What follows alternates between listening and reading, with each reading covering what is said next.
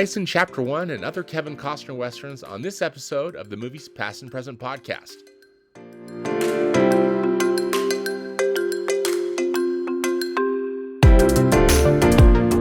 Hello and welcome to the Movies Past and Present podcast.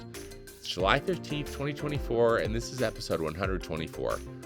I'm your host, Stanford Clark, and I'm podcasting from the crossroads of the West in beautiful Salt Lake City, Utah. Just like my website, moviespastandpresent.com, I'll be providing recommendations, commentary, and reviews about current and classic cinema. Thanks for tuning in, and let's do this thing.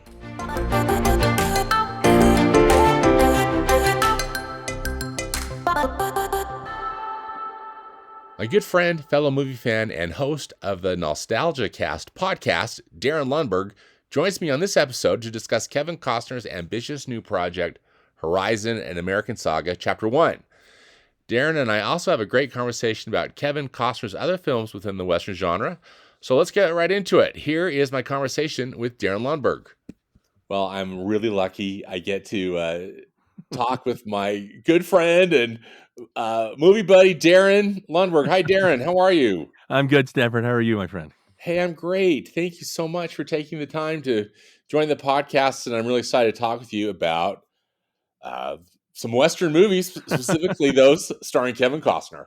Yep. I like how this kind of like spitballed into something because we've been talking about catching up again. I know you say thank me for joining, but thank you for having me on. Oh, it's always a pleasure talking with you. So yeah, it's just funny how this kind of spitballed from talking about, hey, let's talk. What do you want to talk about? Well, why don't we talk? We're old guys.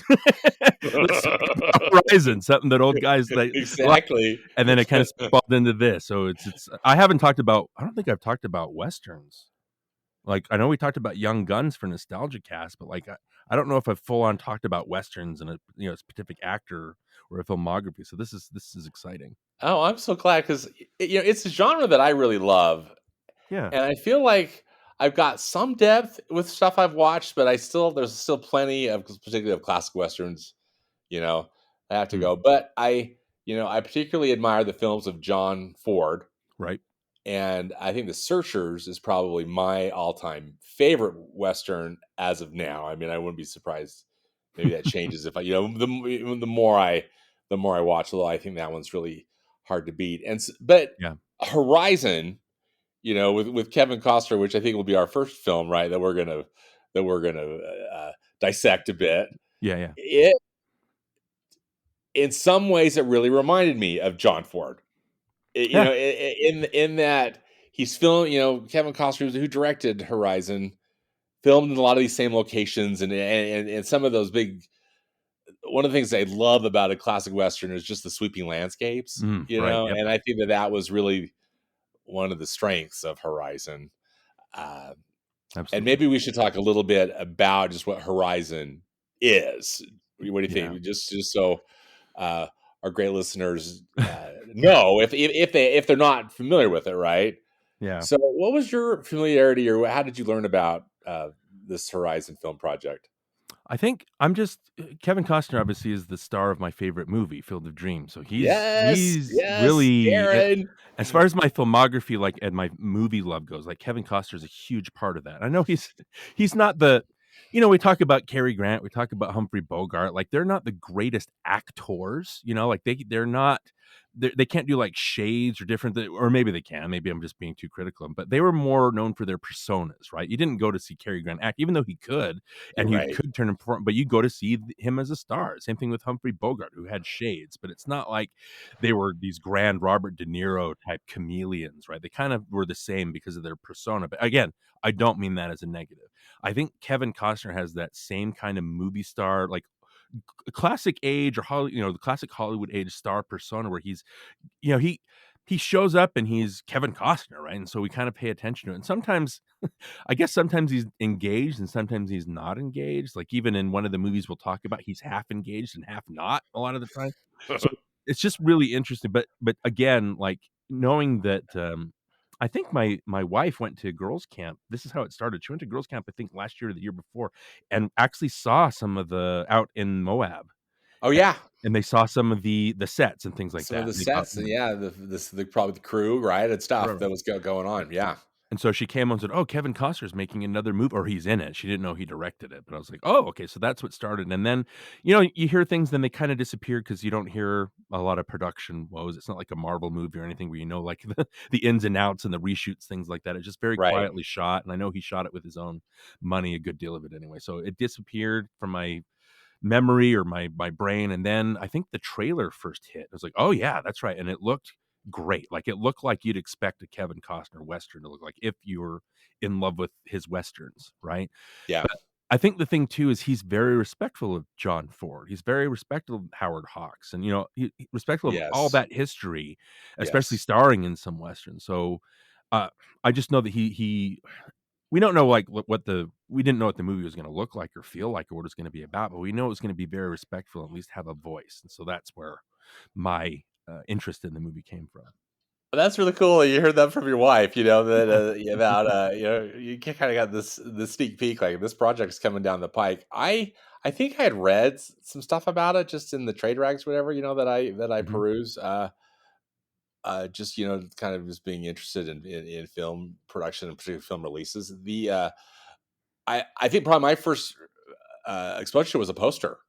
Mm. And it was interesting to me because the poster was advertising the 2 quote unquote chapters. Chapter Yeah, 1, which was released in July, and then chapter 2, which we're going to get to, which sometime. is TBD. Right. But initially, it was supposed to be in August, right, Yeah. mid August. But and clearly the poster, it's just like Kevin, a profile of Kevin Costner, and he's in Western gear and a cowboy hat. So you're like, no, and the subtitle is, so it's Horizon, then an American Saga. Yeah. And then I just started reading just this about this very ambitious project that he's wanting to make, basically 10 hours of movies that he's going to have over 4 separate releases. Mhm. And just, that was a very interesting idea. And then, as we've already established, I love westerns, so I thought, okay, I'm in. I really am really anxious to go see it, and I'm really glad I was able to go see it on a big screen. I Right. saw it on a big screen. I think it was about a week ago, Darren. Maybe, yeah. Anyway, So it's pretty whenever fresh for both of whenever us. you and I corresponded, about it, I think I had just seen it Yeah. or whatnot. So, um, yeah. So again, saw it on the big screen, and it was practically, the theater is practically empty. We can get Mhm. more into like the box office and stuff here also in a bit. But uh, how about you? So you saw it on the big screen. Was the theater crowded? What was your experience like Well, it's seeing the it's movie? it's funny because I know we talked about it, and I know, like, I originally planned on seeing it last week, but the week before, as of this recording. But my family had decided they wanted to go see Inside Out, and obviously, like, that's gonna break the bank if you're taking 6 people to a movie theater with treats and things like Yeah. that. And so I was Oh, like, yeah.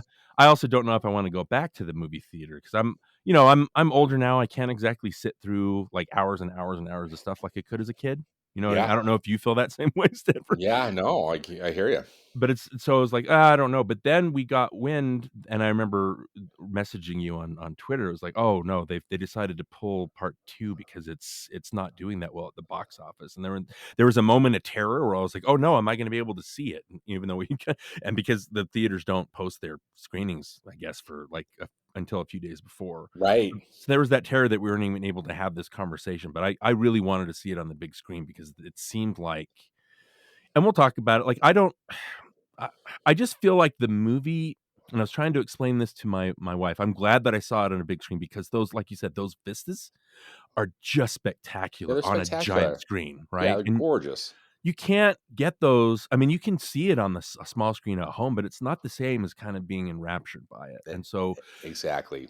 well, maybe I'll say I want to talk about what I think Costner's point of it was, but we'll talk about that later. The main thing that when we left the movie last night, and again, in the morning, yesterday morning, there were 2 seats in the theater. So I was like, "Oh, we'll just be able to walk up," because my wife doesn't like sitting too close because it hurts her neck. And I Yeah. was thinking a 3 hour, and it hurts my neck too, obviously, but it's like a 3-hour movie in awkward positions not gonna help. But there were like 2 people in the theater, and hearing about the box office, I was like, "Well, we can just walk in." And so about an hour before, I looked at the screening again, and there were hardly any seats left. There were maybe, Oh my goodness! yeah, there, but it was the Megaplex in Vineyard or Uh, whatever.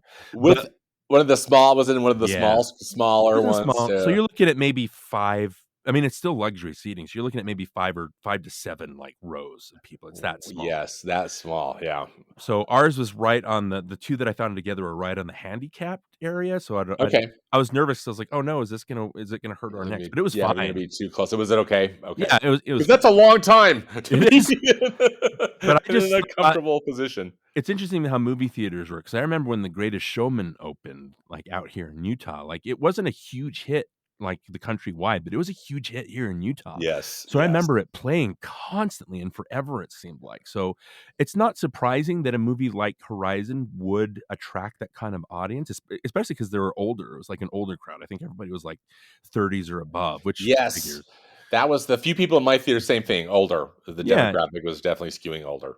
And you talk about the poster, all for a certain age, a certain type of moviegoer, all you need to see is Kevin Costner in Western gear, and the person that it's advertising to is gonna be like, "Oh, I'm in. You don't have to tell me what it is. It's Costner Yeah, in a Western." And so that's kind of exactly. how I was. And so, again, I love seeing on the big screen. I guess the main thing that my wife and I talked about as we walked down, I was like, "I'm so glad that we still have these vistas that are available. Like, they haven't been encroached on and had, Yeah. skyscrapers built on top of those buttes and, the cliffside. Yes. You can still go places and film an authentic looking Western and not have buildings or cars or airplanes or power lines. I'm so grateful for that our history is kind of preserved. Yeah, I am too. I knew that some of it was filmed in Utah, but according to the credits, I stayed through the end credits that it was filmed like all at least particularly those outdoor scenes, they were filmed in Utah. Yeah, And because I thought some of those mountain scenes, like in the autumn, with the right. changing leaves and whatnot, I mean, they're spectacular. Yeah. Uh, so that part, frankly, Darren, was the stuff that I enjoyed the most about it. Was the Mhm. kind of the sweeping vistas. I thought the cinematography was stellar. Yeah. Uh, but then you get to the story, and I've got some. I don't know if I have issues, but I have stuff I want to talk with you about. Yeah. So, what did you think about? What did you think about the story? Well, this is what I was kind of hinting at. I think what the and I don't know if this is absolutely it or 100% truth. That's what it feels like. We're in an age now where a lot of TV shows have better production values than a lot of the movies that we watch in theaters. Yep, I don't know. Yeah, so you agree with that? It's absolutely. I, I'm kind of known as the guy that knocks the Marvel movies, but again, a lot of and Star Wars, and they're shot on sets, right? And they have like the blue screen backgrounds and things like that, or Yeah, and so they look a lot of times they look like they're shot on sets. It doesn't feel tangible. Not just the Marvel movies, a lot of blockbusters, a lot of other sure. because it's just easy to shoot them that way, right? So Right. we're It's just just in how an they're age. done. My wife watched Vampire Diaries of all things like a while back, and I was watching going, why does this show look so atmospheric and rich and colorful? But like I can go to Captain America Civil War and it just looks like it's filmed on gray concrete. It's like there's no engagement on a visual level other than Captain America punching Iron Man in the face. It's like there's Yeah. nothing to keep you going there. Again, there's an audience for that, but it's like again, it's so weird that TV quality has become so grand compared to movies these days that they're comparative. I Yeah. just think that and it's hard because this is a 4-part movie here, hopefully, right?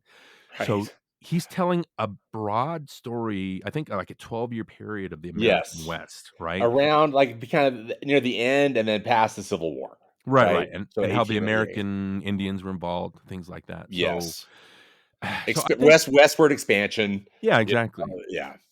So it's weird because you watch this movie, it just feels like 3 episodes of a TV series. See, Darren, that was exactly my you There's stole the words right no out of my mouth. some characters, like the Mary character, I guess she has an arc because she's obviously works as a lady of the night, I guess you could say.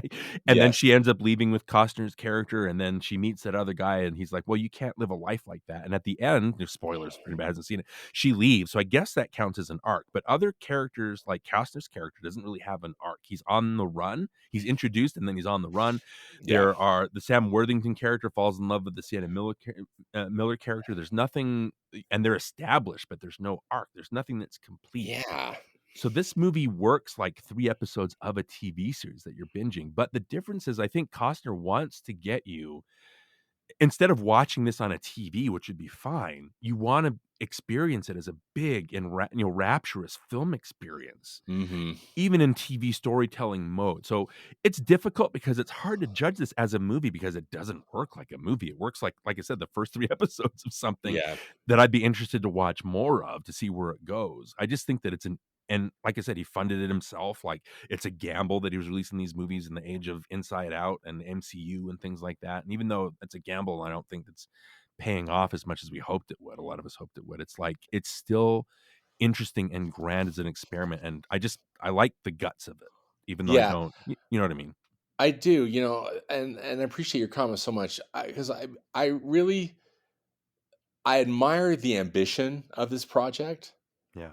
but I honestly felt like I was watching a TV miniseries. And Yeah. I don't mean that as a criticism because as you said, like the quality of television can be so tremendous, just depending on what you're watching Yeah. that uh that's one thing, but also it to me it was so crowded with, and I know that there was, I mean, it's chapter one, and Mhm. so we're getting introduced to these characters and to these storylines, but I just felt like there was just like storyline after storyline after storyline or character after character, and I thought, wow, this would really play out well as on TV. And then of course then a spectacular vista would show up. Like, oh wow, that's why that's why I'm watching this in the movie theater. And then we Yeah. get back to some of these plot lines and character arcs and whatnot. And I just was thinking, man, this it's hard because I'm not wanting to necessarily make that as a criticism because I admire the ambition. He says, I admire the guts that Kevin Costner, what he's trying to do Mhm. with it. But as a 3-hour movie going experience, I can't say that I left. I mean, I enjoyed it, and I'm thinking about, and I'm going to chapter 2 for sure whenever it comes Yeah. out, and I know Right, we're going right. to get to that. But I also just thought, yeah, I probably would be happy watching, having watched 3 separate episodes, of a of an episodic television program. Well, in a way, it still works like the MCU. It's just the MCU has individual movies that do tell a Yeah, complete story from beginning to I'm end, really but glad you bring out that episode. Yeah. you Yep. talking about it being a miniseries, literally, that's how it plays. Like, you have a first hour where you're introduced to certain characters, and then Costner comes in an hour in, and then there's an hour of stuff, and then for the last hour, oh, now we're into a Luke Wilson, like, Will Patton episode, right? So Yep. it functions just like if you were to imagine this as a TV series, you're invested in that first hour where everything's set up, and then the hour ends, and then it cuts, and then Costner shows up, and then we start that whole story, and then his story kind of is on pause, and then they kind of intermingle more. Again, it works just like a TV series. When we look at the box office, I understand why this is gonna not work so well because it's an investment. Like that's what I mean, you and I are in complete agreement. It sounds like it doesn't work Yeah. as an individual movie, but I get where it's going. I get what it's trying to do. I love westerns because of the encroachment of civilization because they have lessons that they teach, or I just like the old West as a survival of the fittest, like lawless. It fascinates me. It's the Me most too. interesting top period of history that I'm just totally enraptured by. Yeah. So the fact that he's doing this, telling like an expansive story about the Civil War and how we came to, encroach on the Indians' land and how they fought back, and it's all about cycles. There's a lot of interesting conversations in here where they talk about this is never going to end. It's going to keep escalating until we wipe each other out, and that's the point of it. So again, I am completely enraptured by the story it's telling, but as a movie, it doesn't work like you think it should. So if people walk into this and don't understand, and they leave, it's understandable why people aren't going back again and again and again. Yeah, and I agree, and they're saying that it just hasn't found its audience yet, and maybe it will on streaming. I believe that it's going to be available for digital download This this week, week, yeah, right on Tuesday, and then whenever they're going to put it on Max, I yeah, think that's the streaming service to go to since it's a Warner Brothers, or a New Line release. That's where it's going to go. Event, I don't know, in the next few weeks or months or hmm whenever. And then whenever we get part 2, I wonder if they're going to wait till Christmas or yeah. like Thanksgiving, Christmas, or again, well, who knows? And I guess we can speculate about that. But I agree. Because I was just trying to think, okay, someone who maybe isn't that necessarily that passionate about movies, but likes westerns or just like was going to the movies.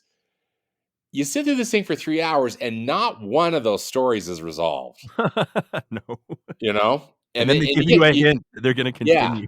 you get like the kind of 3 minutes of preview that's going to be happening when chapter 2 opens, and that's good. I mean that's smart, but also the poster, let's tell you that I saw, in my first kind of introduction to it, the poster clearly states that there are 2 chapters, at least initially there are going to be these 2 chapters. Yeah. So not that everybody's reading the posters, but they're not like hiding, it wasn't like, oh, surprise, Right. we're not going to wrap up any of this up. We're going to, There are a few movies that have done that. you're right, exactly. And I kept thinking, okay, well, how is this different than, like, let's say, like the Lord of the Rings trilogy or Yeah. one of the Star Wars trilogies or something, because clearly, stuff told over, story told over multiple films is nothing new. Mm-mm. But some of those I just felt like they worked better. But Darren, I couldn't like pinpoint it. I said, I've got to talk to Darren. My mind was like, Oh, wow. Darren will share knowledge and wisdom Hmm. about that, because I feel like for example, maybe this is just low hanging fruit, but let's go with like the original Star Wars trilogy. Oh, that's what I was thinking. Yeah, yeah. Each one of those 3 films, um, clearly, I mean, there's this ongoing story, right? And there's Mhm. cliffhangers, but also there's some conclusion Yep. in each one of those, and which I think makes it somewhat satisfying for me. Maybe a more satisfying experience, and also they're 2 hours long. Each of them are 2 hours long Mhm. instead of 3. But uh, with this, just kind of leaving you hanging all the way around. I don't know. I felt that was also a bit of a, I don't know if I'd call it a flaw, because again, I'm not trying to say that this is a flawed concept, in that I think it's an ambitious. I keep saying that it's an ambitious concept, but for me, there's just a lot of stuff that just really didn't work, and that was for me. I think that was a big one. Well, that's the thing. I agree with you. I completely admire the ambition, and my wife. She surprised me. She's like, "Yeah, well, let's go see. When does the second one come out? Let's go see it." I was like, Yeah. "Oh, okay, cool." Okay. So I'm totally invested. I just think that it's hard for us. And well, let me come around to this. The Star Wars trilogy. A lot of people think that Empire Strikes Back is it ends on a cliffhanger, but it's actually to me it's a story about fear, and it's about Luke overcoming his fears. So at the very end, when the worst thing he could possibly hear is, "Oh, this guy that's trying to kill me is my dad. He Yeah. wants me to join him." But he jumps into a chasm. The whole movie's about you've got to get past your fear, right? And he does Hmm. that. And so as a narrative, like an emotional choice, there's a conclusion there that Luke's arc in the movie ends, even though Hmm. there's a cliffhanger that goes on after that. And then you look at movies that copied that same formula. You have where a Back to the Future movie is fine as one, but how do we continue it? Well, just keep going and introduce a new thing where Marty McFly has this thing he doesn't like being called a chicken. So, well, where is that in the first movie? It doesn't matter. We just need to keep going with the second two. The Matrix, how Neo is suddenly able to dream of the future, and so, Yes. or Yes. Pirates of the Caribbean, how that compass that Captain Jack carries around now it means something. It can point in places. So a lot of movies took that, but it just and some of them complete. You know what I mean? But then you have movies Sure. like It Chapter One or Across the Spider Verse, where I remember sitting in the theater and there were people that didn't know. I knew because I'm a nerd, right? We're nerds, Stanford. We know Right. about movies. Yeah. I knew, Right. yeah, I knew it was going to continue. But when it ended and it said end of chapter one, there were groans in the audience. Yep. When Across the Spider Verse ended on that cliffhanger, there were groans when it said to be continued. And so, a lot of people are like, so that kind of thing. But it's like I am, I'm here for that. It's like adult storytelling. You know what I Yeah. mean? It's you got to be patient with it. And the problem is, like you and me, Stanford, we're very and other people, this is how movies should work. Like it should have a beginning, middle, and end. There should be arcs. And so it's hard because my brain is like, but it doesn't end. Like these stories don't end. There's no, it's just goes and then it stops. But then you're also like, yeah, but it's gonna continue in part two and then part three and then part four, and then it'll end there. And so well, now we need to hold off my opinion of it. Yeah. It's tough. I just if we're gonna focus on anything, I mean, yeah, focus on the idea that he's trying to make this TV miniseries storytelling work on a big screen and appreciate it that way. That's the only way I can really Yeah. recommend this. same for me too, Darren. I uh I mean, I hate trying to prescribe something because I mean it's a work of art, and it's and I'm just the observer, right? I'm just Yeah. I'm the customer, not the creator. But uh still, though, I'm thinking I probably would have enjoyed it more, frankly, if it were 2 hours long. It Yeah. had fewer storylines introduced in this first chapter. I mean, and then it was maybe a little more self-contained, but then got us ready for Yeah. the next one. So that, which I think, I'm glad you bring up Marvel, because frankly, I think Marvel, particularly in the glory days, was really good at that. In that they'd have these kind of self-contained stories, but also this ongoing thread, particularly Mhm. like those earlier ones when the Avengers, were coming together, Yeah. and Nick Fury would show up at the end credits. Is like, okay, this is so cool. Yeah. Yep. At least in my mind, I think this is so interesting, Yeah, absolutely. and what a kind of entertaining way to do it, versus, I don't know, maybe it was just that 3 hour. And don't get me wrong, I'll sit through 3 hour, I'll sit through Lawrence of Arabia and just love it. But Yeah. I don't know, 3 hours in this one, I think I was getting a little fidgety, and then all of a sudden the beautiful vista would show up, as like, you keep saying, like, oh, Oh, it's so wow, pretty. yeah. Yeah, I love that. And then we get back to these storylines that, I don't know, we're I kind of mixed too, because I can't say that I really, I think I thought the cast was terrific. Yeah, everybody. I Even love the I am not a Sam Worthington fan. I Yeah, think I'm he's not a either. personality vacuum, but I thought he was fine in this. Like, having He him was play fine. romantic guy, he was I was like, "Oh, okay. Yeah. That's he works for this." I thought MVP was Michael Rooker. Oh, yeah. I thought he was, I mean, he's always good, but I thought he was terrific, and I thought his character was very interesting He's too. funny because Rooker is like, he can lean in and play the villainous kinda scumbags, but then when he leans into his, like, noble, Yeah. good guy persona, and that's why I think, oh my gosh, I can't believe who's Guardians of the Galaxy, what's his name? I'm Yeah. blanking on his name. Anyway, so his His character name? Yeah. Yeah. I am too, but I'll see if I can find it. But We'll come back yeah, to it. with the mohawk. Yeah, yeah, Um, oh, yeah. shoot. Anyway, so he's like my favorite character, and then I can't believe it. So anyway, Yeah, he's great. He's great in that. No question. so when he Yondu. leans into Yondu. his, yeah, that's right. When he leans into that good, I think that's why that role in Guardians of the Galaxy was fantastic, because he's a scumbag, but he knows that he's a scumbag, but he's a good guy at heart. And so anyway, Yeah. so That we're he's really the hero of that film. yeah, yeah, we're Yeah, maybe talking about the Peter MCU. Quill, Yeah, right? I can make the Marvel movies too much a little bit, but it's like that's the comparison that you make, right? I really like, and people like working with them, right? It's like you don't Yeah. keep hiring Michael Rooker if he's a terrible guy. So yeah, I Yeah. agree with you. It's like when he was on screen, he was just very likable and very noble. Like I said, he has that conversation with Danny Houston about, they're going to keep coming. Like, this is just an endless circle. And so I was never bored by the conversations, if that makes any sense. It was very interesting No, I each thought time. that was that those really, yeah, Danny Houston I thought was great. I really liked that. I thought Luke, um, Wilson Wilson. Hmm. was quite good in that role too. Although that whole wagon train thing, that was a storyline that frustrated me, again, with those really annoying Brits. Yeah. Um, The couple, right? that couple are just like, okay, when are you gonna die? I mean, I'm sorry to be mean, but yeah, Yeah. because they're horrible. I think they're just such selfish, Right. people, but more, maybe just more clueless than selfish, Right. They But don't know what anyway, their job is. very unlikable characters in my opinion. But and maybe that's the point. Mm. Also, my I went with a buddy who I see a lot of movies with. He didn't love he didn't think that the relationship between Sienna Miller's character and Sam Worthington's character Mhm. was particularly believable, in that he didn't feel like Sienna Miller had given enough, because she's widowed in Mm. this. One of the first Oh, scenes of the film yeah. is brutal. I mean, this is just brutal, right? But I also kind of appreciated the realism Right. of it. I thought that was a strength of the film. But that their romantic relationship, he felt, was just really contrived. And Yeah. I I don't know. I mean, I think maybe he's got a point. I mean, I wasn't disagreeing with him, but also maybe just didn't.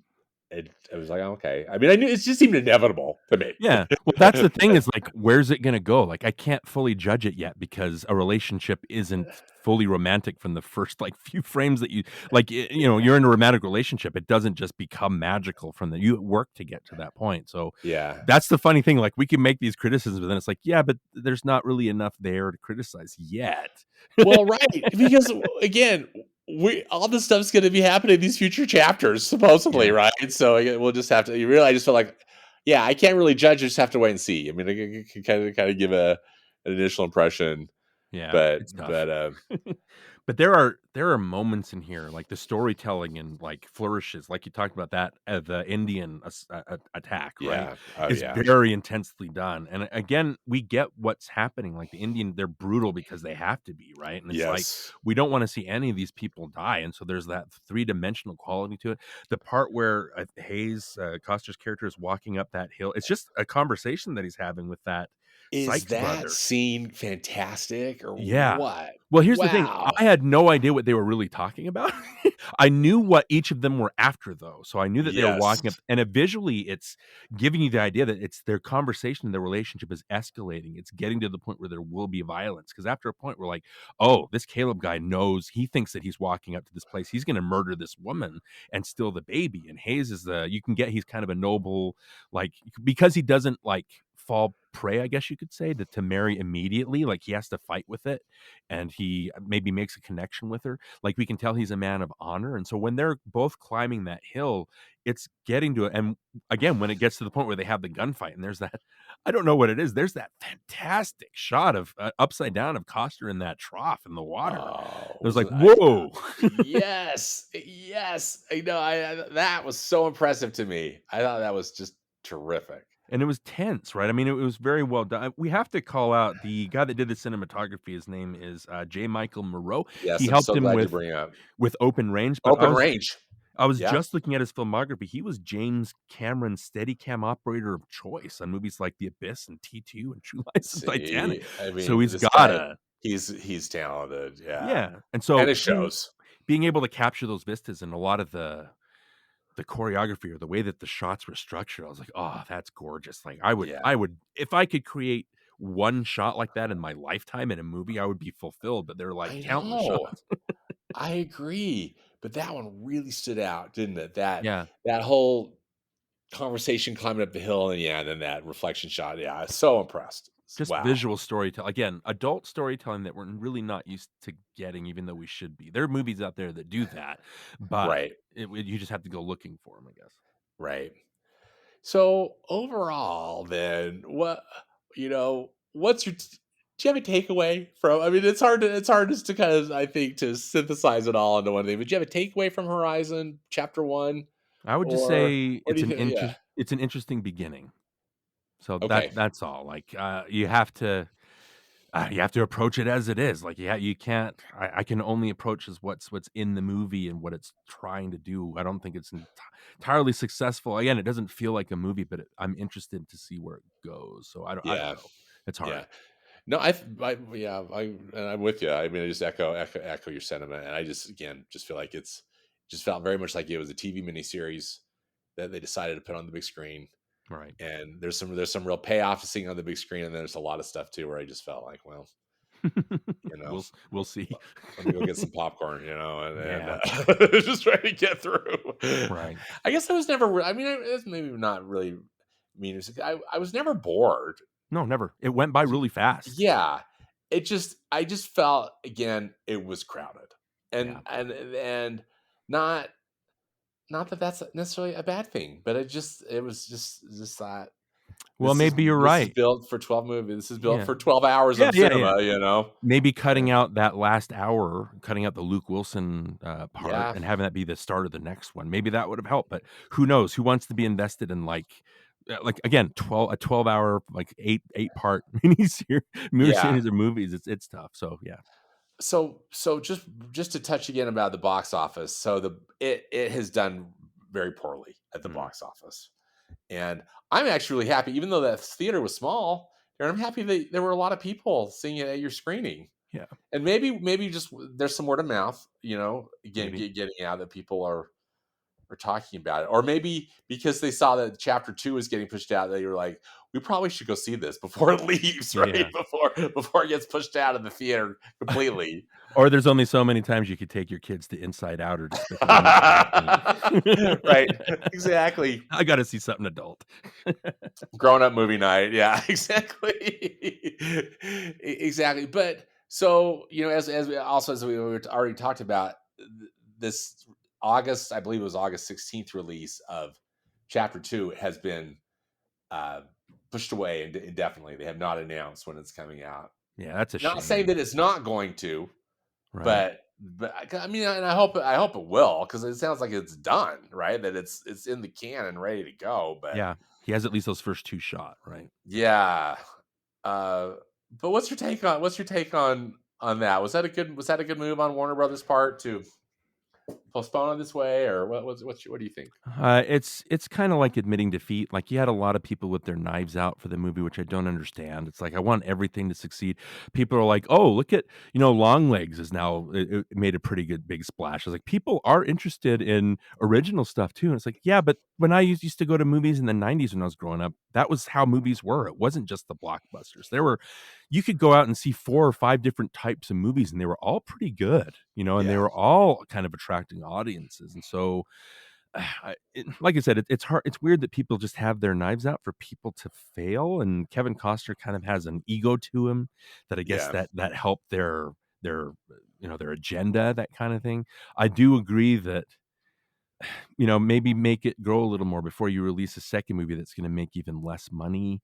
The marketing, maybe they could have pushed a little more. I was excited to see the second one in August. I like that me idea, too. I thought that was actually a really cool idea, and that but you didn't really have to wait that long, because, as were saying, nothing was resolved in chapter yeah, 1. So yeah, there was a lot that appears is going to happen in chapter 2. right, right. So Yeah. yeah, I get it, but it's still kind of really it's sad. It's Darren, disappointing. yeah, one of the things that really disappoints me, and it has for years, is that if a movie, particularly on the opening weekend, Mm, doesn't make a big splash, right. then it's so often written off as a failure. And I think it's one weekend. I mean, I know it's important, but can't you kind of like what we said, like back when we were kids, like, and maybe this was going on then too, but and I was more oblivious to it, but you could stuff would play longer in the theater, and Mhm, I don't know, that seemed unfortunate to me. And again, I know it's been what, 2 or 3 weeks, or maybe even almost a month that this is open, and I thought I mhm, read, like, last count, it was around 22 million that it earned, mhm. Yeah. which is pretty low. I mean, I know it's low, and so Especially if I you look at Inside Out 2 already crossing 1.5 billion. It's like, oh, that's the standard. man. Well, and they're talking about a juggernaut. I want to get your opinion on that. Another conversation for another day, right? Well, But if you're yeah, amazing if to you're me. looking at it, like, Shawshank Redemption is what, number 1 or 2 at the IMDb top-rated movies? That was a box office bomb. It didn't make Yeah, a lot of money. that didn't make a lot of money. The Yeah, Sixth Sense did not make its 300 or whatever, $600 million its opening weekend. That's the definition of a word of mouth movie. yeah, Where people, "Have you seen the twist to The Sixth Sense, or have you seen the," and so people would go back, right. or People people go back. because, well, the clues, let me go back and look at the clues, right? It's like, Yes, that's why a exactly. movie becomes a big hit. It's the Tom Rothman who ran 20th Century Fox. His whole idea was, it doesn't matter what the movie's like. The movie can be crap. Let's just get it out and market the crap out of it, and it'll make a ton of money. We'll recoup our investment, and then it doesn't matter because we can just move on to the next one. It's like, you idiot. That's not how you do That's movies. not how you do it. Make a good Exactly. movie and you'll keep making money. I don't know if that's where it started, but it's definitely the ideal now, and it's yeah, I don't like it. Do you think too that I guess just throwing just a little bit more time with the box office, disappointment about Horizon Chapter One, but Mhm. is it? I mean, is it westerns? Is it the runtime? Is it the whole thing, because it's going to be two chapters? That Right. that people. What are your thoughts? I honestly, I'm not quite sure what to pin it on, other than it felt like it should have been a TV show, in a lot of ways to me. Well, people have to see it first for them to think it's a TV show and not a movie, right? That Right, the word of mouth right. has to spread. So I don't know if it's that. Honestly, it's hard because audiences are fickle. I did not expect, again, Inside Out to make that much Oh, money. I'm absolutely shocked about Inside Out, Right, given right? also that these last Pixar movies just haven't done that well, Yeah, it's you like, how know? did you do Yeah, that? Like, what's yeah, the like, difference what? here? And yeah, was it just like families that just kind of yeah, there all sorts of stuff going on. Who Well, knows? is it a Top Gun Maverick situation where Yeah, that's what I'm wondering is part of but it. again, Top Gun Maverick is a word of mouth movie. Tom Cruise is like, "Keep that sucker in the theaters, let it Yeah. build," and that was such a huge payoff. Elemental, keep it in the theaters, let Yeah, I word was and thinking about Elemental too. it was a Yeah. pretty big hit. It's an okay movie, but it was good enough that people Over went back. time, right? I Yeah. mean, it took like 3 months, but they believed it. They kept it in the theaters, and Mhm. yeah, and kept after it, and then, yeah, it finally, yeah, could So be considered a hit. if you're a movie executive and you look at that, and then I think Godzilla Minus One as well, like, they only planned on keeping that in certain theaters, out here especially, Yes. but because it made so much money, they kept making it longer and longer. How can you be a studio executive and look at that and go, "Oh, look how much money it is. Okay, well, what about this movie we have over here? Well, let's keep it out in the theater for 2 weeks and then push it to VOD." It's like, "Well, what are you doing?" Yeah. I don't understand the mindset, and it's uh, I don't know. So again, it's hard to pinpoint. It might be westerns. It might be some people don't know who Kevin Costner is. It's just like like I said, there might only be a certain market, and maybe our ideal Stanford is smaller than we like to think, and so the amount of people that are interested in seeing it have seen it, but it's not enough to make Pixar type numbers. It's hard to pinpoint these things because you never know. Yeah. Uh, yeah, exactly, and I just wonder too. I mean, the handful of people, and now we're having, and you and I are now having this conversation too, that I've talked to who have seen it, who've seen Horizon Chapter One. I think they liked it, Yeah, and they're interested overall. in seeing this, yeah, seeing this next chapter. But yeah, I don't know. It seems very interesting to me that it really bombed to the extent that it did. I would expect it to do a little better, but anyway, I don't know. Maybe having the July or June and August, both dates on there, maybe that turned people off. Maybe they Yeah, looked at it and thought it's an and they did that to try to counter the It Chapter 1s and the Across the Spider-Verses, like the right. disappointment that people maybe they They tried to were. counter that, it just didn't work. I don't It know. just didn't work. So interesting, isn't it? Interesting, but I'm still glad I saw it. Yeah, my biggest And compliment is that I'm interested in seeing more. I mean, it's with yes, all our thank you. Yeah, criticisms. perfect. Yeah, that's exactly it. Because had we seen this chapter one, I was like, no, I am not sitting through another 3 hours. That would That this would, trite thing, yeah. yeah, that would, I guess, be be bad. But we'll have to compare notes when Horizon Chapter Two uh, opens up in theaters. Well, let's continue the Kevin Costner Western theme a bit, if that sounds Yeah, good with you. I know, when we were kind of putting this together, we talked about the film Open Range, right. which was a Kevin Costner directed Western, came out in 2003. That made a good deal of money at the box office. Yeah, it was a hit. Yeah, And, uh, R rated. So, pretty, still, yeah, pretty, I guess, I don't know if it was graphics trailer, but I mean, they were showing the bullets yeah, going through the people. Those, it wasn't off screen.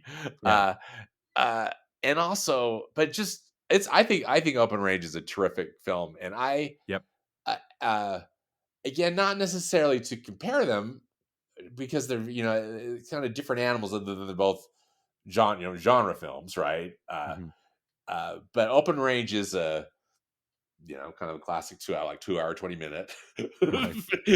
runtime. No, no sequels, none of that stuff A planned. And normal investment. also, yeah, like a normal investment time. And also, though, that's just like, I think, a really classic Western. Yeah, Uh, what, John what, what John did you like? Forty. Yes, exactly. What did you like about Open Range? Again, I like that it ended. Like that it sets up, Amen. I'm with you. but Me too. the whole idea of the Baxter character, like running this town, he doesn't want these. He's from Ireland or whatever. He doesn't want these free grazers on his land, and so he resorts to. Again, he kind of takes the American Indian stance of "Don't come on my land, I'll make you pay for that" kind of thing. And again, not trying to be insensitive to that plight, because another conversation my wife and I had is, where did that start? Is it our fault or is it their fault? And it's like, well, I think it's our fault. Yeah. Yeah, that Yeah. kind of thing. So, but what I like, it builds great tension. Like, you have the Costner character, you have Robert Duvall, who anchors every movie that he's in. Like, that's a Oh, good solid.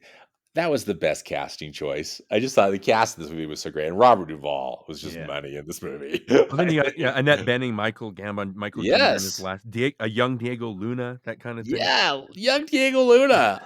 Exactly.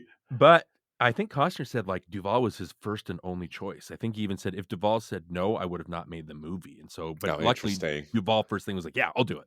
So, okay, cool. And it's the Duvall part. He plays it perfectly, and we love him, right? The Yeah. Costner, I like that Costner took second billing, which is very egoless of him. I thought that was a really interesting choice because he's the director, Mhm. of it, and yeah, and he gives Robert Duvall top billing, and Robert Duvall really, Kevin Costner's fantastic, but Robert Duvall's the star. I Yeah, think, no absolutely. question. Yeah, But I love the way that it builds, like the tension, like they have to fight against Baxter, and you're just, and then finally it erupts in the gunfight, and it's so, number one, it's a relief because we built up all this tension, and now it's an I unraveling, know and when so it finally is happening. Yeah, it yeah, is. It's a big relief. very satisfying. But also the whole point is, I think the Charlie character, Costner's character, is like this war veteran. He's kind of, plagued by the idea that he's killed innocent people, Yeah, he's right? really having like some PTSD, isn't he? I Right. mean, he's really, and then understandably so. So the fact that the and we'll talk about the moments in that gunfight, but like the fact that it ends with, Coster kind of Charlie taking a moment and looking at the children that are upset, other townspeople that are hurt. He looks over and sees the last of the Baxter bad guys being chased after and shot by the townspeople. And it's just very sad and kind of eerie, because it's like, oh, these people are, that's not what Charlie wanted to happen. He didn't want the people to become violent like him. But the other thing too is, like, it's shot so clearly, and Yeah. it feels like it takes, I don't know if this makes sense, like it takes place in real time. Yes. It's allowed I to, got that exact, because I did a rewatch. yeah, That it really before, our conversation, yeah, it really feels that way. yeah, Like and it's so it's just classically shot. Like, I think that's something too that a lot of people don't appreciate. Like, Steven Spielberg's still doing the same filmmaking techniques that he's done forever, and he's still a master at it, but because it's not flashy, like, people don't take notice of it. And Mhm. so the gunfight in open range is just very, like you said, it's classically done. You can tell where everybody is or who's getting, or you can feel the Yes. bullet hits, and it's just again very well done, especially in the age of the Matrix, like the fast, quick, lightning quick editing, that kind of thing, Born Identity stuff. It's like, it's Yeah. very, like you said, when you, again, kind of a Top Gun Maverick thing. You can feel the classicism of it, and it's so refreshing because it's Yeah. not doing anything new, but it's doing it in a way, oh, this is what movies look like. You know what I Yeah, mean? exactly. And yeah, and the story is nothing new. But it's just the actors are so good and it's told in such a beautiful way that Mhm. it just made I just thought it was just tremendously appealing. I just really think this is such a great film. Uh the whole thing, like it's almost like High Noon, Yes, exactly. something to that extent because Yes. there's just like this slow burn, and then just it all just breaks loose with this, and that gunfight's extensive. It's Mhm. not like it's a 2 minute thing, it goes on for like 20 plus Right. minutes, but it's thrill, it's a thrill, like you just because Mhm. you just don't know what's going to happen, And and I'm so glad you brought up High Noon, because that's exactly, you got the townspeople that don't want a part of it. They're apathetic, and then they just can't stand back anymore.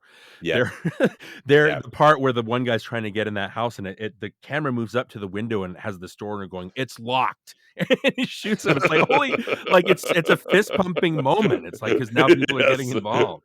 And exactly. I love that it has, and again, I'm sorry to keep bringing up the MCU. The MCU has these great crowd pleasing No, moments that you can't I'm glad deny. you bring it up. But there are incredible moments in this fight when Spearman is shot And there's a moment where Charlie takes note of it and looks at him. And or when they capture Sue and he runs off, and just the way that Costner holds the gun and he's killing that guy that's holding her hostage. When he shoots him, Oh, he's not just shooting, he's like using it like he's punching him, like he's yeah. and it's just It, because he's angry at him. How dare you take my one chance? You know what I mean? exactly. It's so visceral, and also it's just like it just is like this kind of not kind of like good versus evil. You know what I mean? It's Yeah. just like the good guys are taking these horrible dudes out, Right. and there's some there's just it's really that was the really really satisfying. And I think that's another thing I liked about it, even though I guess it's considered a revisionist western. It still though I think really kept the themes. I mean, because Robert Duvall's character, boss is there's some ambiguity in it, but that's what makes it interesting. Uh-huh. Right? Within him. Uh, but clearly, though, he's on the side of good as they're trying to wipe out Mhm. Baxter. Isn't Michael Gambon great Oh in my this movie god. too? Isn't he like the most horrible villain? He's a dependable dude, right? Oh, he is such a great actor. It was a real loss losing him just recently. Oh, seriously, yeah, I'm with you. I was thinking the same thing. Like, well, yeah, that's really a bummer. But there's some real chemistry between Costner and Duvall too. They really feel like friends. There's that great Yeah, they moment where he do. reveals that my name is Bluebonnet. You can tell I Charlie is trying so hard not to laugh, know. right? It's just That so was so well done. such a brilliant little thing to add into something because it's like a little sigh of relief before 20 minutes of just like intensity, it's just Yeah. like no other part of the film.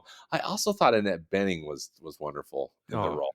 Um, she's so warm and welcome in everything that she does. It's that actress. even Yeah. again, Captain Marvel, it was great having her I know. having her in there. We talked about the action stuff, but you have to have these highs and lows. You have to have breaks to Yeah. the rising tension and things like that. I really appreciate that. And again, Open Range is not a movie. I think Horizon is a deeper conversation because it's all about the American encroachment, like on the land and Right. how America was built. And this one it's an entertainment, right? And there's nothing It wrong with is. that. But it Yeah. also has those themes of civilization encroaching, like that continued shot of the teapot or the tea set, right? Yes. And so Yes. it does the things that you want a Western to do. So it's not particularly deep, but it works. Again, there's nothing we can do besides just watch it, right? It'll work. Right. Right. Just as you perfectly said with Horizon, I you articulated it well that I think Horizon really shows multiple sides of these conflicts. You Yeah. really understand what's going on with the Native Americans, and you understand, what's with the settlers and all this stuff. Uh, and same thing with I think what's going on with this one. But again, classic stuff like these are just like Michael Gambon, Baxter and his cronies. These are corrupt people Yeah. that are doing bad things to this town, right? To the townspeople, and and it's just so great when the heroes come in and take them out. Inspire people to rise up and take action. Yeah. Right, right. Kind of like Seven Samurai or something in a way, you know. I mean, Yeah, it is. absolutely. It's just it has kind of that same stuff, which is really satisfying. Now, Open Range was filmed in Alberta, Canada, Hmm. and same thing though. Gorgeous, gorgeous cinematography and Spanish shots. And of course, with my rewatch, I just saw it on my TV, my little TV here at home. But it's still though, I was impressed with the beauty and reminded just of how beautiful the cinematography is in the film. Yeah. Yeah. Uh, Anything else about Open Range that we should talk about? Watch it. If you haven't Yeah, seen it yet. it's true. Highly recommended. And in fact, I mean, again, I hate to be all comparative, Darren, but I would recommend Open Range over Horizon, Yeah, I would too. unless someone was like a really hardcore, movie fans like you and I are, and that knowing that you're getting on the train with Horizon and it's not Mhm. going to end for a while. Well, that's the Uh, thing, right? It's like once we see all 4 episodes, or hopefully when we see all 4 yeah, episodes or chapters, maybe at the end of that, we're like, "That was incredible as a storytelling right, experience." So, but we can't right. judge it that way yet because we don't know. So, uh, Kevin Costner, though, westerns are definitely in his wheelhouse, Yeah. and he's made some really good ones. Again, as we were chatting before, let's talk about just some of the other westerns like Kevin Costner's made that people should maybe take some time and rewatch. What do you think? Should Yeah. we? Let's do Uh, that. what where would you start as far as Kevin Costner Western movie filmography? Well, I think he's done 5, right? I think we're going backwards already. So Yeah, you got yeah, Horizon, you've got Open Range, you've got Wyatt Earp, and then you've got Dances with Wolves, and then you have Silverado. I think those are the 5, right? Those are the only yeah. 5 verses that he's Yep. done, and they're different levels of quality. I think Wyatt Earp which I guess is the one we should probably talk about next if we're going in backwards chronological. But it's like Yes. it's the closest to Horizon. I know it's a Lawrence Kasdan movie, and Costner was a producer on it and had a hand in, you know, cracking the code, I guess, on the movie. But Yeah. it's the closest to Horizon that we have as a comparison because it's a long movie and it does end, but it's so crowded, and there's Yeah. scenes that repeat.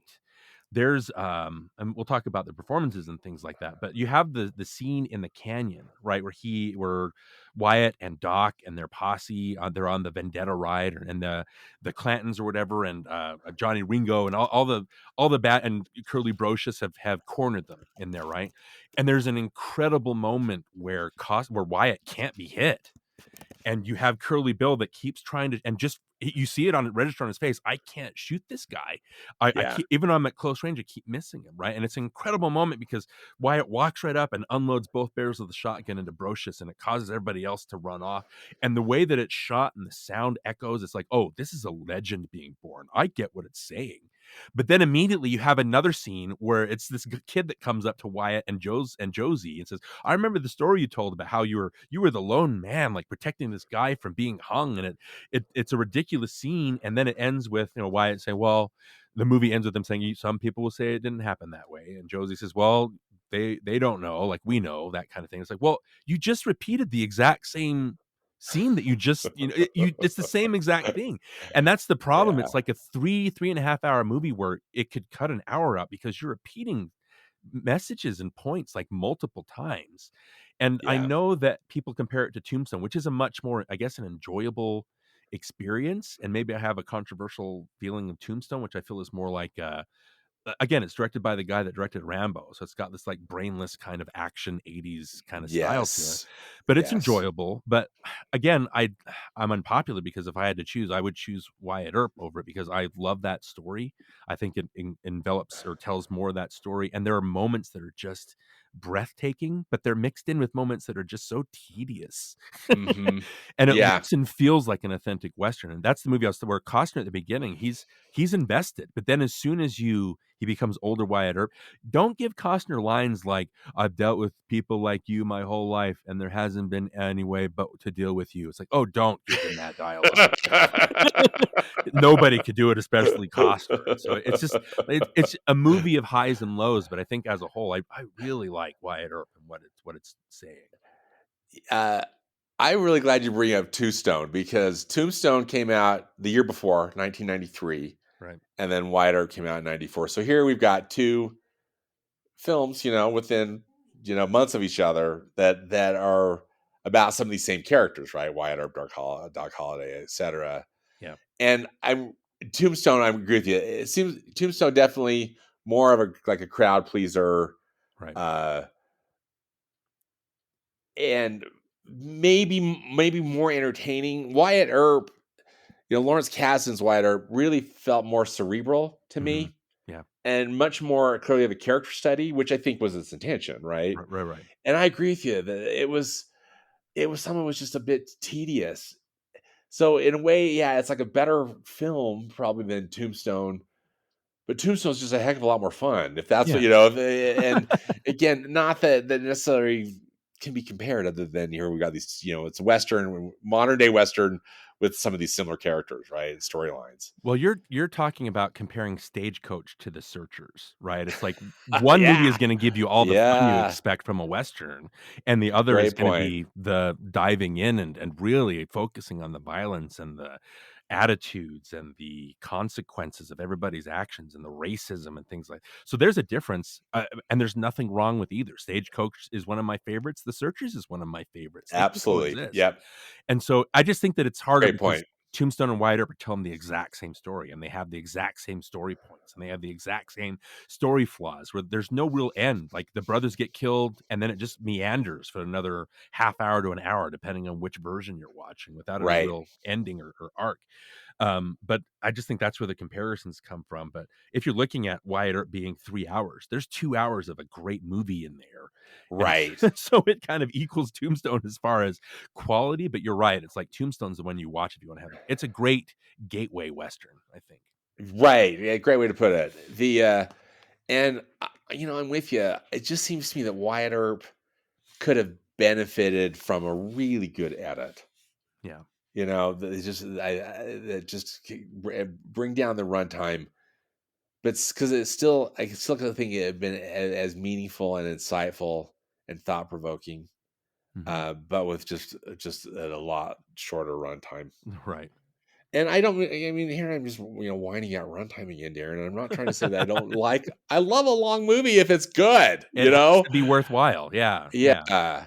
Yeah. But as you said, when there's a lot of you said repetition and stuff in it that I just remember thinking, oh, is it over? Is it over? But then something brilliant happens again. Yeah. Right. I have such tremendous respect for Lawrence Kasdan. It almost though felt like it was a vanity project. Yeah. And I mean, he can do what he wants, but he's Lawrence Kasdan, Sure. he can do what he wants. But when we get to Silverado, see, that's a whole nother. We're only one movie away. Thing, yeah. So anyway, so should we dive into Dances with the Wolves? Yeah. Let me ask you what. Obviously, if your Oscars don't matter, I get why it won the Oscar. I get why Kevin Costner, because the Academy loves it when a actor directs things like that. If you're looking at the movies that were nominated, I think Goodfellas is a more lasting movie, which still being talked and still energetic today. But what are your thoughts on Dances with Wolves? Is it a movie that you liked from the beginning, the very first time you saw it, or is it a movie that you've come to appreciate over time, or is it the So, opposite? that's a great question. I remember thinking that it was a beautiful film and a Yeah, thought-provoking film, but looking back on it, I think Goodfellas is a better yeah, movie. I think too, Dances with Wolves just hit kind of. It was like part of I don't know if the zeitgeist is the right word, Darren, but that really diving into the Native American experience hmm and having this Caucasian character and with Kevin Costner, like understanding it, and embracing it and becoming part of it hmm was, I think, unusual and also important. yeah, And so I think that there was a lot of cultural stuff going on, which brought, I think, some of the success. I'm not saying that it's a a bad film. By no means, I think it's a very fine film. right. But yeah, you look at it, I think, over time, and maybe some of these other, again, like comparing it to Goodfellas, you know, Which you can't really. They're completely different they're movies. so different. But I think Goodfellas is like the better film. Yeah, You know, it's just that's just like you said. It's I've liked Dances with Wolves since I first saw it. I think it earns its 3 hour runtime. It doesn't feel it repetitive. does. I agree. So that's one where that's like the 3 hour runtime. I think it worked. Yeah, it's a You fine know, movie. It's gorgeous. I think Dean Semler was the cinematographer on it. It's got oh, the John Barry score. beautiful. Yeah. I Oh just yeah. My only issue with it is I kind of push back on movies that constantly tell me that there's a message. Like That's a good Goodfellas. point. Goodfellas has a message, but it doesn't keep telling it. It shows you Doesn't like keep right. It doesn't keep telling you. Yeah. Yeah.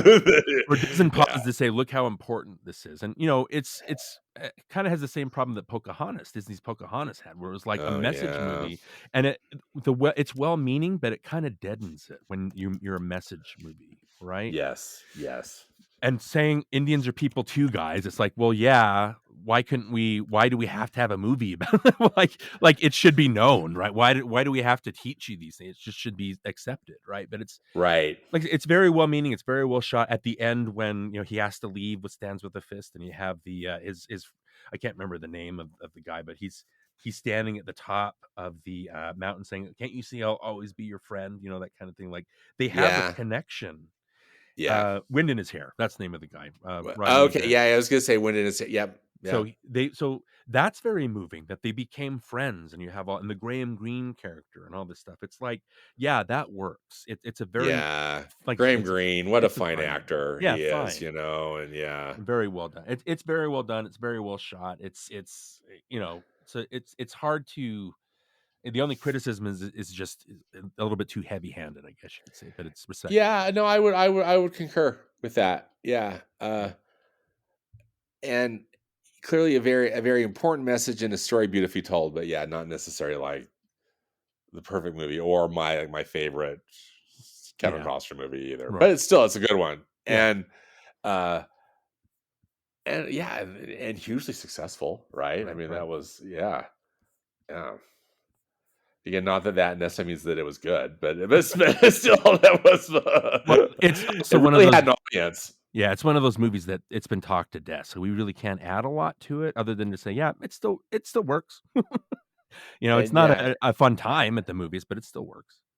and Kevin Costner directed it too.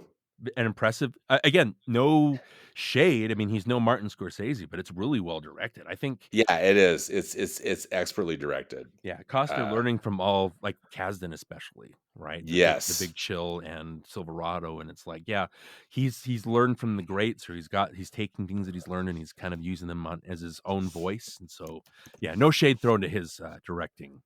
Yeah. But, Yeah. Well, then let's dive into Silverado, yeah. which 1985, Hmm. and I remember the first time I saw Silverado, and of course I was a much younger man back Yeah. then, but I was so dazzled by it. Yeah. I just thought this was so colossally entertaining, and Right. just kind of everything what I would hope to have in a Western. Hmm. I just loved that. I just loved having a modern day Western because, again, the only Westerns I was familiar with, particularly in 1985, were stuff that I'd see on TV. Just kind of Right. these reruns of, or not necessarily not reruns, but just like old movies. Old Westerns. Yeah. They're on TV, so just have something that was just so new, Right. yet so classic, Yeah. and just Modern this but classic. and this fantastic cast. With Kevin Kline and Scott Glenn, and of course Kevin Costner and Rosanna Danny Arquette, Brian Glover. Dennehy, Danny Yes. Glover. Yeah, I mean Jeff Goldblum's in it, right? Linda Hunt. I mean, all Oh, these people Linda that Hunt. are, Yes. yeah. Um, anyway, just dazzled by it. What's your take on Silverado? Well, I think Westerns, out of any movie genre, that's the genre that your dad introduces you to, right? Yes, Your dad your exactly. dad watches Westerns and loves them, and you kinda watch them, and then you start appreciating them over time. Again, they're kinda like a warm Yes, as blanket. you get older, you start appreciating, like, oh, But I can see why my dad liked this. the thing that's great about Silverado, and the greatest thing about, maybe as far as all the Westerns we've talked about, maybe Silverado is the greatest at this. It's like, if you're gonna show your kid a Western and get him interested in what a Western can be and how fun they can be, show him Yeah. Silverado. Like, Yes, yes, so many yes. characters, it's so rousing and crowd pleasing. Obviously, you have the four when they meet up and then they split apart and then they come together again, and the Bruce Broughton score is rising, and it's like, oh, this is a Uh, crowd pleaser of the highest I order. love the Bruce Bronze score so much in that Yeah. movie. It's Yeah, great. it's so great. Well, we talk about Really adds to Tombstone it. being the gateway Western, but I think this, if I were to choose, this is the gateway Western. It does, again, the encroaching civilization. It's got that great climax where it's got Klein and Dennehy, and Klein is framed in front of the church. right? Which is civilization, like visualized. Yeah. And then you've got Yeah. Dennehy framed against this endless, like just arid desert, which is the Wild West. Like it's just endless and it goes on forever. And it's like good versus evil. And it's so potent, but you don't really notice it because it's so fun. But it's like Yeah. everything you want a Western to do, it does. And it does it so well that, yeah, It this is the movie to show does. your kids. Oh, that's yeah, brilliant. So true. And same a lot of the same stuff like we were talking about with Open Range, in that Yeah. it's this, these people coming together to fight these cruddy people in this that are running this small town, right? Yeah. That have kind of bullied their way into running the show in a small town. And so just classic Western tropes, Mhm. but just told in such a fresh way. And I think just you nailed it, just like with the soundtrack and really a snappy script, Mhm. fantastic acting, and yeah, so much fun. I agree with you. This really should be the gateway, huh? Into if you're introducing your Right. kids, or Well, yeah, again, to mention loved ones into westerns. it's Lawrence Kasdan and Mark Kasdan, brothers that worked on the script, and Mark Kasdan helped Costner write Horizon, and so it's bringing it back. I think Open Range could be considered Kevin Costner's Silverado, where it's a fun, classical Western, and it works. Like, you know, it's kinda like the inspirational sports drama where you have the underdog team, and that story just Yes, works no matter what if you're yes, doing it it right. does. It's It's so it true. it's the same thing with Westerns, it's these classical mythic ideals that you latch onto, right? And I think Costner, because we talked about him being the classic Hollywood kind of persona, Westerns are just perfectly suited for him. He's like I said, he's kind of awkward in a lot of stuff and not really great, but when he is really invested in a Western like Horizon or like Silverado or like Open Range, it's like, oh yeah, this is where you belong. Make nothing but Westerns, man, and I'll be there. Like I'll watch Yeah, anything that you do. So yeah, it's just his wheelhouse. I just think he's perfectly suited for it. I agree. In all of these films that we've been talking about, Kevin Costner, clearly he's a standout. He's just such a good actor for this. In a lot of ways, he reminds me of kind of like a more gruff and, I don't know if athletic is the right word, but just like Jimmy Stewart Yeah, in a lot of ways, because he's kind of soft spoken, right. eh, but the steel determination, and you just don't mess with him when it comes down to Right. Well, you yeah. compare Open Range to High Noon, again, there's the Gary Cooper. Costner's Yes, gets close to yes. that. Like he has those same kind of values and an aura about him. So yeah. Yeah. Yeah, he really does. He's good. I think, as we're talking, and just I think that's probably the thing I'm really most excited about. Hopefully, that as we see more of Horizon, in Mhm. that we get more Kevin Costner, because as you mentioned in Horizon, he doesn't show up until like at least an hour into it, Yeah. and and that was, again, not necessarily a bad decision, but it's also like, this is Kevin Costner's movie. Where is he? Mhm. Because he's this is where he belongs, right? Yeah. He needs to. I know, again, he's setting up the story, but Well, I have to say too that Silverado was my first. Oh, that's Kevin Costner. Like, that was the first time I really noticed him, and again, he's got the as Jake, he's so fun, and he's funny, and he's just so yeah, lively, and again, compared to Kevin Costner's later years where he's kinda dull a lot of the time, it's so fun right. seeing him be so energetic, and so this is where a lot of people fell in love with him, and it's just again, that whole cast is such great chemistry. Oh, You the wouldn't expect cast. Kevin Kline to work in a Western, but man, he does. Well, exactly, and he's fantastic. I was going to say the same thing. Like, yeah, you would never, as a casting director, would you really look for Kevin Kline to put in your Western? No, I but it think worked. you and I also have the same like, Linda Hunt is one of the national treasure. I could watch, like, just a whole movie of her and Kevin Kline just running the saloon. Yes, You know what I mean? exactly. Oh, She's she's a so great fun. choice. She's always so fun when she shows up, so it's Yeah, utilizing her well in that movie. Everybody's just yeah, so great in this. yeah. I agree. Just fantastic supporting cast. Excellent direction, I think, Mhm. by Lawrence Kasdan. And I'm so glad you bring up the script, because, Lawrence Kasdan's written some of my favorite movies. He wrote And Empire Strikes Back or co-wrote Empire Strikes Back. How can you not exactly. love it? And Raiders of the Lost Ark, Yeah. Oh my gosh. and it's just wow, Mm-hmm. He's so great, and I always just think, anytime his name is in the credits, I just think, okay, dude, take notice. Lawrence Kasdan was involved. Give it a shot. Give it a Yeah, yeah. chance. Uh, uh, but this film it's supreme entertainment, Mm, and just a fantastic Western. Highly recommend Silverado. absolutely. For sure. For sure. Well, anything else we need to cover about Kevin Costner's Westerns, Darin? I think that'll do it. I think you and I, we need to, for movies past and present, we mean to make Horizon like a standing series with the two of I us. think so too. I was gonna say, yeah. I mean, hopefully we'll just keep in touch anyway, but let's Yeah. watch when Horizon Chapter 2 is coming out, and let's schedule a podcast, because Yeah. I'll be very anxious to talk with you.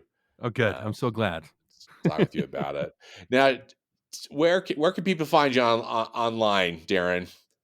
Well, when I'm not listening to movies past and present, I Thank am you, my friend. You're I too kind. am, let's see, we run NostalgiaCast, Johnny and again, childhood friend. I've talked about this before on your podcast, but like we're running through Yes, 70s movies right now, and it's you do the coolest movies on Nostalgia Cast. I just love what you guys do. well, we try. And so yeah, we're knee deep in 70s movies. We just released, as of this recording, Monty Python the Holy Grail, which is my favorite comedy, and we talk about Uh, why. And so it's a really great conversation. We just don't laugh the whole time, which I was afraid was what we were going to do. We talk about the history of Monty Python and things like that. So it's a great episode. I can't wait to listen to that, because I adore Monty Python and the Holy Grail. You That have to. is, You have to. uh, And that's just then the weirdest, greatest movie. it sure is. And then when Nostalgia, we also I run a separate podcast with my other friend Robert Janis Jr., where we are it's Back to Bluey, where we cover episodes of the Bluey TV series, and we, as parents, we talk through like the lessons that are taught. And it's a labor of love as far as that show goes, and our coverage of it. So we're having a great time talking about that show over there too. What a great idea. I don't have any kids, but I have watched some Bluey, just because I have, my friends with kids Yeah, love that show. right. How can And you not? it is so, I was so impressed with it. Yeah. Just thought, wow, these people making Bluey, they know what they're doing. And that's a running gag on our show. It's like sometimes an adult will find themselves just watching the show with no kids around. That's how good it is.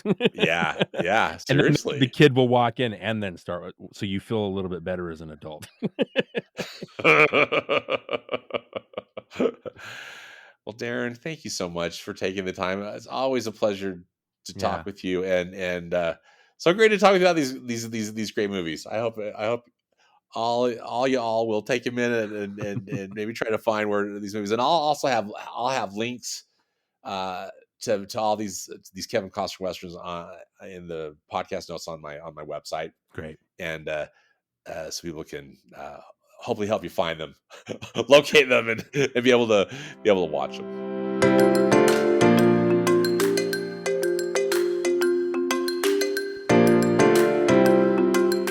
Well, that does it for this episode of the Movies Past and Present podcast.